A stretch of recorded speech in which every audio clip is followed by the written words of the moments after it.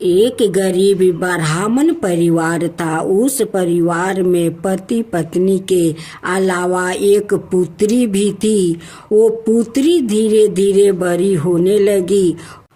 उस पुत्री समय से बढ़ती गई। वो लड़की सुंदर थी, संस्कार संपन्न, गुण की थी, किंतु गरीब होने के कारण उसका विवाह नहीं हो पा रहा था। एक दिन उस ब्राह्मण के घर एक साधु पधारे। वो उस कन्या के स्वभाव से काफी प्रसन्न हुए। कन्या को लंबी आयु का आशीर्वाद देते हुए साधु ने कहा, इस कन्या के हथेली में विवाह योग्य रेखा नहीं है। तब ब्राह्मण ने चंपित ने साधु से उपाय पूछा कि कन्या ऐसा क्या करे कि उसके हाथ में विवाह योग्य बने। साधु ने कुछ देर विचार करने के बाद अपनी अंतर्दृष्टि से ध्यान करके बताया कि कुछ दूरी पर एक गांव में सोना नाम की धोबिन जाति की एक महिला है। वो बेटे और बहू के साथ रहती है, जो बहुत ही आचार विचार वाली, संस्कार संपन्न था, पति परायण है। ये कन्या उसकी सेवा करे और वो महिला इसकी शादी में अपने मांग का सिंदूर लगा देती है। उसके बाद इस कन्या का विवाह योग तो इस कन्या का विधवा मिट सकता है। साधु ने यह भी बताया कि वो महिला कहीं आती जाती नहीं है। यह बात सुनकर ब्राह्मणी ने अपनी बेटी से धोबिन की सेवा करने की बात ही बताई। अगले दिन कन्या प्रात काल ही उठ कर सोना धोबिन के घर जाकर साफ सफैया और अनाये सारे कार्य करके अपने घर वापस आ जाती। एक दिन सोना धोबिन अपनी बहू से पूछती है कि तुम तो सुबह उठ कर सारे काम कर लेती हो और पता भी नहीं चलता। बहू ने कहा, माँ जी, मैंने तो सोचा कि आप ही सुबह उठकर सारे काम खुद ही खत्म कर लेती हो। मैं तो देर से उठती हूँ। इस पर दोनों सास बहू निगरानी करने लगी कि कौन है जो सुबह ही घर का सारा काम करके चला जाता है। कई दिनों के बाद धोबिन ने देखा कि एक कन्या उधर घर में आती है और सारे काम करने के बाद चली जाती है। जब वो जाने लगी तो सोना धोबिन उसके पैरों पर गिर पड़ी, पूछने लगी कि आप कौन है और इस तरह छुप कर मेरे घर की काम क्यों करती हो। तब कन्या ने साधु द्वार कही गई सारी बात बताई। सोना धोबिन पति परायण थी, उसमें तेज था, वो तैयार हो गई। सोना धोबिन का पति का थोड़ा अवस्था खराब था। उसने अपनी बहू से अपने लौटने आने तक घर पर ही रहने को कहा। सोना धोबिन ने जैसे ही अपने मांग का सिंदूर उस कन्या की मांग में लगाया, उसका पति मर गया। उसे इस बात का पता चल गया। वो घर से निर्जल ही चली थी, यह सोच कर कि रास्ते में कहीं पीपल का पेड़ मिलेगा तो उसे भौंरी देकर और उसकी परिक्रमा करके ही जल ग्रहण करेगी। उस दिन सोमवती अमावस्या थी। ब्राह्मण के घर मिले पुए पकवान की जगह उसे ईंट के टुकड़ों से 108 बार भौंरी देकर 108 बार पीपल के पेड़ की परिक्रमा की और उसके बाद जल ग्रहण किया। ऐसे करते ही उसके पति के मुर्दा शरीर में वापस जाने आ गई। धोबिन सोना का पति वापस जीवित हो उठा। अमावस्या माता की जय हो। अमावस्या माता की जय हो। एक ब्राह्मण और एक ब्राह्मणी थी। वो दोनों भगवान के भक्त थे। घर में सब कुछ था, पर उनका कोई संतान नहीं होने से वो अति दुखी रहते थे। एक दिन अपनी स्त्री से वन में तपस्या करने जाने के लिए कहा और भगवान पर भरोसा करके वन में चला गया। जंगल में जाकर तप करने लगा। बहुत बरस बीत गए। उसको वैरागी हुआ कि अब अपना जीवन समाप्त कर दूंगा। इस प्रकार सोचकर वो पेड़ की डालिया पर फांसी का फंदा लगाकर मरने को तैयार हो गया।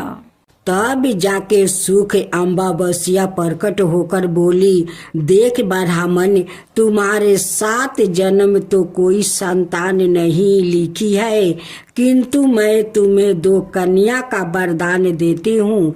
एक का नाम है अमावस्या, दूसरी का नाम है पूनम।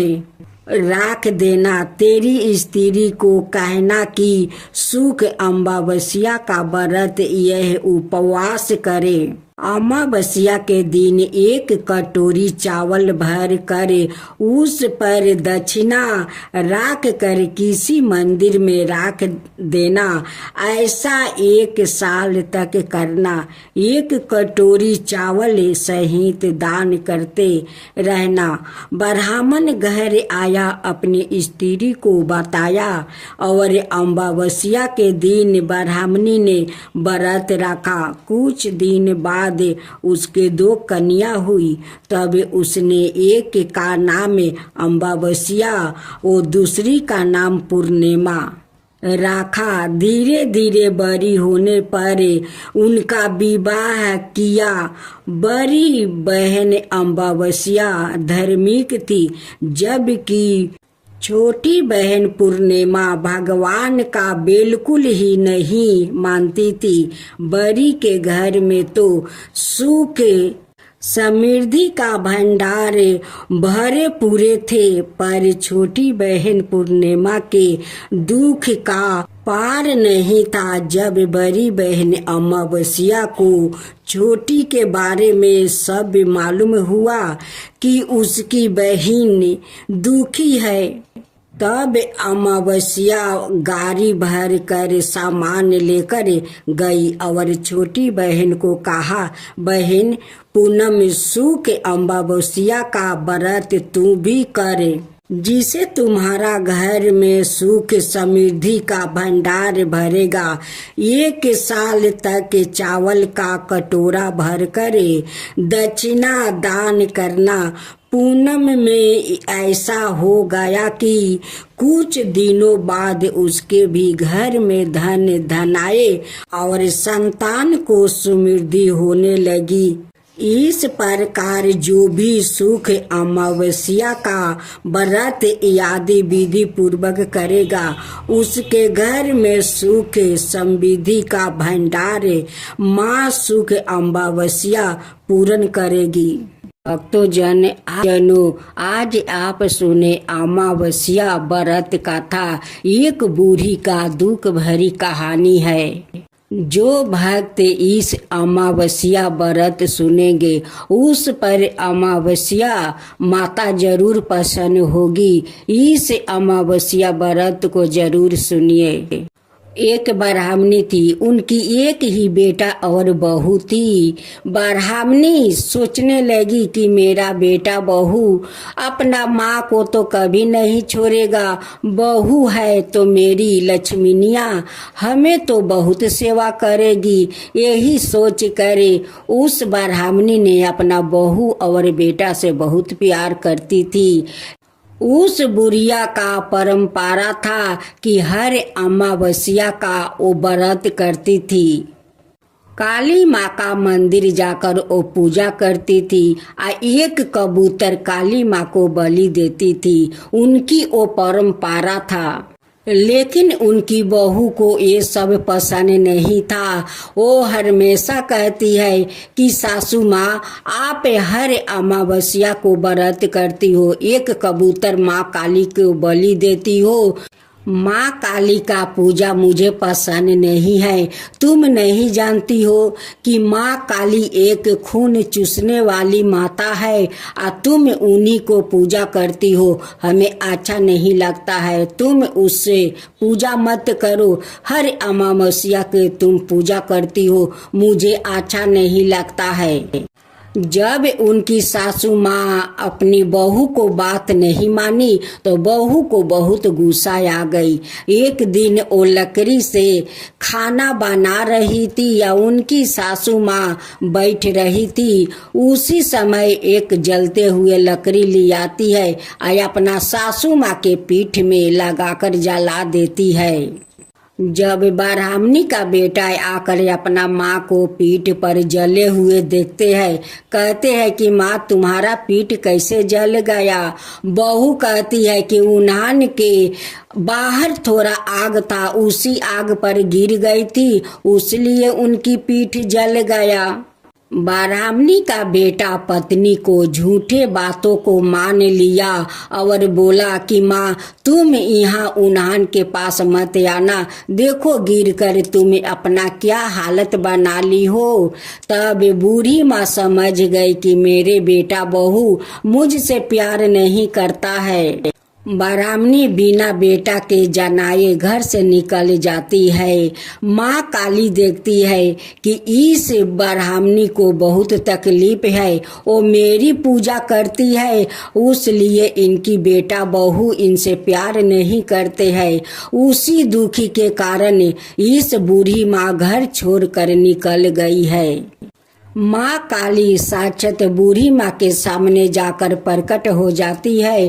कहती है कि माता मेरे कारण आपको घर छोड़ना पड़ा है, ठीक है कोई बात नहीं है, आप चलो मैं आपको रहने के लिए जगह देती हूँ। उस झोपड़ी में ले जाती है और माँ काली उन्हें खाने पीने के लिए सब कुछ देती है। उस ब्राह्मणी झोपड़ी में रहकर भी अमावस्या का व्रत नहीं छोड़ी और नहीं काली माँ का पूजा छोड़ी। एक दिन ब्राह्मणी अपना दरवाजे पर बैठी हुई थी। अचानक एक जंगल से शेर आता है और कहता है कि आज तो मुझे बहुत जोर का भूख लगा है, मेरे लिए तो भोजन मिल गया, इस बुढ़िया को खाकर अपना पेट भर लूंगा। ब्राह्मणी इधर उधर भागने लगी, सभी गांव वालों को बुलाने लगी कि मुझे बचाओ मुझे बचाओ, लेकिन घर से कोई नहीं निकला। तब बुढ़िया माँ काली को याद किया और माँ काली दौड़ी आई और बुढ़िया को बचा लिया। माँ काली को देखते ही बाघ जंगल में लौट गया। जब ब्राह्मणी अपनी आंख खोली तो सामने साक्षात माँ काली को पाई। माँ काली को पैर पकड़कर रोने लगी कि माँ आज तो मुझे बाघ खा लेता, अपना भोजन मुझे बना लेता। माँ काली कहती है कि माँ आप मत डरो, काली के रहते हुए कोई जानवर आपका कुछ नहीं बिगाड़ सकता है। गांव वालों आकर कहते हैं कि आपको बाघ कैसे छोड़ दिया। तब ब्राह्मणी कहती है कि जो माँ का मैं पूजा करती हूँ, भला मुझे कोई नुकसान पहुँचा सकता है? मुझे कोई नहीं नुकसान पहुँचा सकता है। मुझे तो माँ काली साक्षात आकर मुझे बचा ली है। एक दिन ब्राह्मणी अमावस्या के दिन व्रत कर रही थी। उस दिन उपवास की थी। उसी समय एक उसी गांव का औरत आई। वो औरत बहुत गरीब थी। वहां पर बैठकर उनकी पूजा पाठ देखने लगी। जब उनकी पूजा समाप्त हो गई तब उस औरत उस ब्राह्मणी से पूछती है कि हे ब्राह्मणी माता, मुझे भी इस अमावस्या का व्रत का विधि विधान बताइए। मैं भी अमावस्या का व्रत करना चाहती हूँ। उनकी बात सुनकर ब्राह्मणी कहती है कि हाँ बेटी, तुम खुशी खुशी व्रत करो। देखो अमावस्या माता तुम्हारी जरूर दुख हर लेगी। देखो आज ये जो हमारा घर द्वार बाग बगीचा देख रही हो, ये सब अमावस्या माता की कृपा है। उन्हीं का कृपा से ये सब कुछ हुआ है। मेरा बेटा पतोह तो मुझे आज तक खोजने नहीं आया कि मेरी माँ मर गई या जिंदा है। आज तक खोजने नहीं आया। मैं तो यही सोचती रही कि मेरे बेटा बहू मुझसे बहुत सारा प्यार करेंगे, मुझे बहुत सेवा जतन करेंगे, लेकिन नहीं, मेरी बहू तो एक दिन लकड़ी जलते हुए उठाकर मेरी पीठ पर मार देती है। मेरा पीठ जल गया। उस दिन समझ गया कि मेरा बेटा बहू मुझसे प्यार नहीं करते हैं। इसलिए मैं घर छोड़कर चली आई। उसी दिन रास्ते में माँ काली मुझे दर्शन दिया। आज उन्हीं का कृपा से ये सब कुछ हुआ है। ब्राह्मणी उस औरत को सारे विधि विधान नियम बताती है। उस औरत अपना घर जाकर अमावस्या का दिन श्रद्धा पूर्वक वो भी व्रत पूजा करने लगी। उस औरत को श्रद्धा भक्ति देखकर अमावस्या माता उन पर प्रसन्न हो गई। उन्हें भी धन धन कर दिया, उन्हें भी दुख दूर कर दिया। अब तो उस औरत अमावस्या व्रत करने के परंपरा बना लिया। तब से उस गांव वालों अमावस्या माता को व्रत करने लगा। अमावस्या माता की जय हो, अमावस्या माता की जय हो। आज आप सुने अमावस्या व्रत कथा। एक बूढ़ी का दुख भरी कहानी है। जो भक्त इस अमावस्या व्रत सुनेंगे उस पर अमावस्या माता जरूर प्रसन्न होगी। इस अमावस्या व्रत को जरूर सुनिए। एक ब्राह्मणी थी, उनकी एक ही बेटा और बहू थी। ब्राह्मणी सोचने लगी कि मेरा बेटा बहू अपना माँ को तो कभी नहीं छोड़ेगा। बहू है तो मेरी लक्ष्मीनिया हमें तो बहुत सेवा करेगी। यही सोच करे उस ब्राह्मणी ने अपना बहू और बेटा से बहुत प्यार करती थी। उस बुढ़िया का परंपरा था कि हर अमावस्या का वो व्रत करती थी। काली माँ का मंदिर जाकर वो पूजा करती थी। एक कबूतर काली माँ को बलि देती थी। उनकी वो परंपरा था। लेकिन उनकी बहू को ये सब पसंद नहीं था। वो हमेशा कहती है कि सासू माँ, आप हर अमावस्या को व्रत करती हो, एक कबूतर माँ काली को बलि देती हो। माँ काली का पूजा मुझे पसंद नहीं है। तुम नहीं जानती हो कि माँ काली एक खून चूसने वाली माता है और तुम उन्हीं को पूजा करती हो। हमें अच्छा नहीं लगता है। तुम उससे पूजा मत करो। हर अमावस्या के तुम पूजा करती हो, मुझे अच्छा नहीं लगता है। जब उनकी सासू माँ अपनी बहू को बात नहीं मानी तो बहू को बहुत गुस्सा आ गई। एक दिन वो लकड़ी से खाना बना रही थी या उनकी सासू माँ बैठ रही थी। उसी समय एक जलते हुए लकड़ी ले आती है और अपना सासू माँ के पीठ में लगाकर जला देती है। जब ब्राह्मणी का बेटा आकर अपना माँ को पीठ पर जले हुए देखते हैं, कहते हैं कि माँ तुम्हारा पीठ कैसे जल गया। बहू कहती है कि उन्हान के बाहर थोड़ा आग था, उसी आग पर गिर गई थी, उसलिए उनकी पीठ जल गया। ब्राह्मणी का बेटा पत्नी को झूठे बातों को मान लिया और बोला कि माँ तुम यहाँ उन्हान के पास मत आना, देखो गिर कर तुम अपना क्या हालत बना ली हो। तब बूढ़ी माँ समझ गई कि मेरे बेटा बहू मुझसे प्यार नहीं करता है। ब्राह्मणी बिना बेटा के जनाए घर से निकल जाती है। माँ काली देखती है कि इस ब्राह्मणी को बहुत तकलीफ है, वो मेरी पूजा करती है, उसलिए इनकी बेटा बहू इनसे प्यार नहीं करते हैं। उसी दुखी के कारण इस बूढ़ी माँ घर छोड़कर निकल गई है। माँ काली साक्षात बूढ़ी माँ के सामने जाकर प्रकट हो जाती है। कहती है कि माता मेरे कारण आपको घर छोड़ना पड़ा है, ठीक है कोई बात नहीं है, आप चलो मैं आपको रहने के लिए जगह देती हूँ। उस झोपड़ी में ले जाती है और माँ काली उन्हें खाने पीने के लिए सब कुछ देती है। उस ब्राह्मणी झोपड़ी में रहकर भी अमावस्या का व्रत नहीं छोड़ी और नहीं काली माँ का पूजा छोड़ी। एक दिन ब्राह्मणी अपना दरवाजे पर बैठी हुई थी।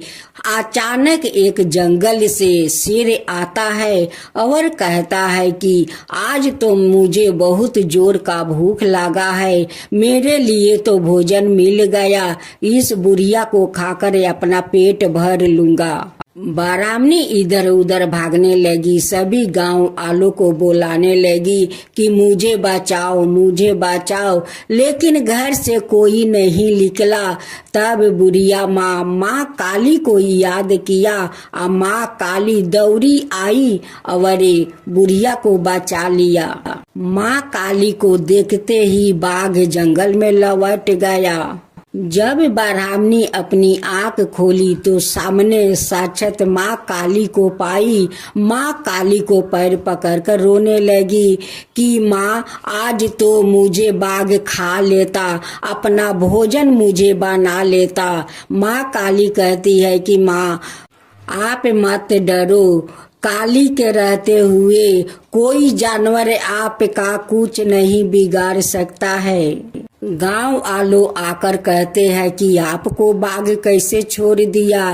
तब ब्राह्मणी कहती है कि जो माँ का मैं पूजा करती हूँ भला मुझे कोई नुकसान पहुँचा सकता है? मुझे कोई नहीं नुकसान पहुँचा सकता है, मुझे तो माँ काली साक्षात आकर मुझे बचा ली है। एक दिन ब्राह्मणी अमावस्या के दिन व्रत कर रही थी। उस दिन उपवास की थी। उसी समय एक उसी गांव का औरत आई। वो औरत बहुत गरीब थी। वहां पर बैठकर उनकी पूजा पाठ देखने लगी।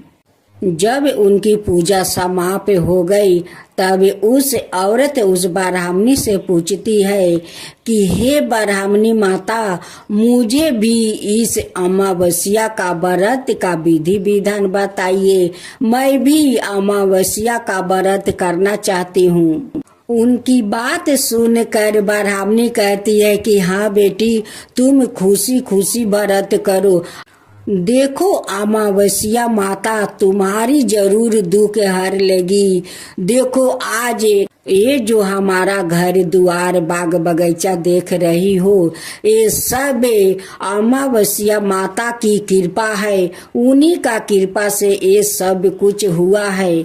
मेरा बेटा पतोह तो मुझे आज तक खोजने नहीं आया कि मेरी माँ मर गई या जिंदा है, आज तक खोजने नहीं आया। मैं तो यही सोचती रही कि मेरे बेटा बहू मुझसे बहुत सारा प्यार करेंगे, मुझे बहुत सेवा जतन करेंगे, लेकिन नहीं, मेरी बहू तो एक दिन लकड़ी जलते हुए उठाकर मेरी पीठ पर मार देती है। मेरा पीठ जल गया। उस दिन समझ गया कि मेरा बेटा बहू मुझसे प्यार नहीं करते हैं, इसलिए मैं घर छोड़कर चली आई। उसी दिन रास्ते में माँ काली मुझे दर्शन दिया। आज उन्हीं का कृपा से ये सब कुछ हुआ है। ब्राह्मणी उस औरत को सारे विधि विधान नियम बताती है। उस औरत अपना घर जाकर अमावस्या का दिन श्रद्धा पूर्वक वो भी व्रत पूजा करने लगी। उस औरत को श्रद्धा भक्ति देखकर अमावस्या माता उन पर प्रसन्न हो गई। उन्हें भी धन धन कर दिया, उन्हें भी दुख दूर कर दिया। अब तो उस औरत अमावस्या व्रत करने के परंपरा बना लिया। तब से उस गांव वालों अमावस्या माता को व्रत करने लगा। अमावस्या माता की जय हो, अमावस्या माता की जय हो। भक्तों आज सुने चैत्रा पूर्णिमा व्रत कथा। चैत्रा माहे की पूर्णिमा को शास्त्रों में सर्वाधिक महत्वपूर्ण माना गया है, इसलिए क्योंकि यह हिंदू वर्ष की पहली पूर्णिमा तिथि कहलाती है। चैत्रा पूर्णिमा का दिन मन लक्ष्मी की पूजा का विधान है। ऐसा माना जाता है कि पूर्णिमा तिथि पर माँ लक्ष्मी धरती पर भ्रमण करती है और भक्तों पर अपनी कृपा बरसाती है। ऐसे में इस दिन माँ लक्ष्मी की पूजा के साथ साथ कुछ कार्यों पर विशेष ध्यान देना चाहिए। असल में शास्त्रों में बताया गया है कि चैत्रा माहे की पूर्णिमा के दिन कौन से काम करना चाहिए और कौन से कामों को करने से बचना चाहिए।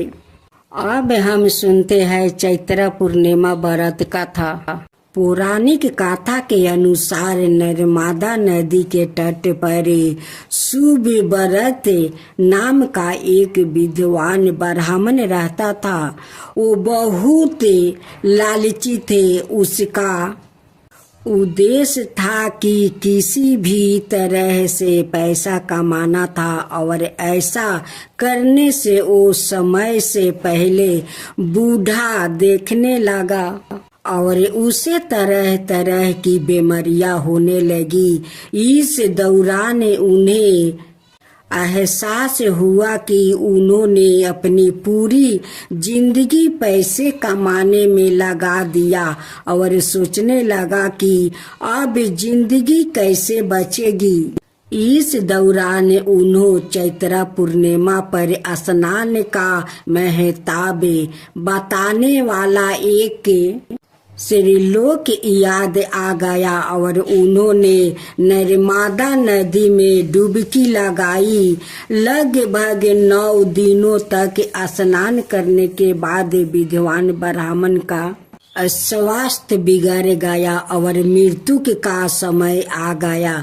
ब्राह्मण सोच रहा था कि उसने अपने जीवन में कोई भी अच्छा कर्म नहीं करने के लिए नरक में कष्ट उठाना पड़ेगा, लेकिन सच तो यह था कि चैत्रा पूर्णिमा में स्नान करने से उन्होंने मोक्ष की प्राप्ति हुई थी। माँ लक्ष्मी को खीर बेहद पसंद है। चैत्रा पूर्णिमा का दिन उन्हों खीर या सफेद मिठाई का भोग लगाने से उनकी कृपा प्राप्ति होती है। साथ ही जीवन की सभी परेशानियां भी दूर हो जाती है। शास्त्रों के अनुसार पूर्णिमा के दिन सुबह पीपल के पेड़ पर जल चढ़ाने और शाम को दीप जलाने से माँ लक्ष्मी की कृपा प्राप्ति होती है।